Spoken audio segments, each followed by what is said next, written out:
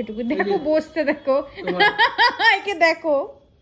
ও বাবা, এবার ছিল বাড়িতে নিরামিষ রান্না করেছি, লেজের বাড়িতে ক্যামেরা। দেখো ওর এক্সাইটমেন্ট, ওর ভাবি এসছে বাড়িতে। তুমি কিছু খাবে বলে কিছু খাবে, এই কিছু নিয়ে এসেছি।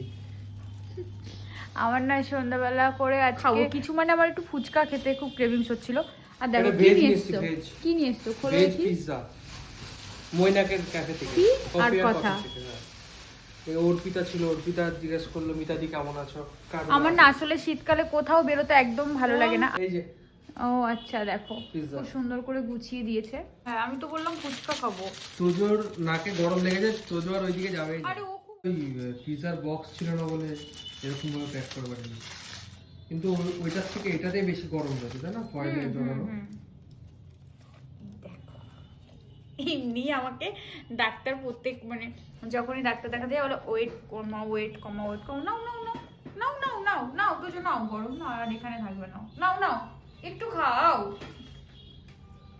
ময়নাককে আমি এখনই বলে আসলাম যে মিতাদি হচ্ছে শীত কাতুরে, দেখো শীত কাতুরের প্রমাণ দেখো, এই কম্বলের থেকে বেরোচ্ছে না আর ওইখানে বসে বসেই খাবে ও।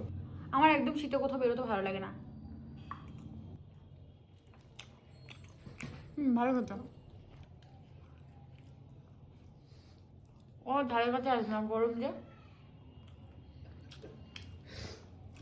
দুধ থেকে এত লোভ দেবো যে তোমাদের পেটে ব্যথা হবে।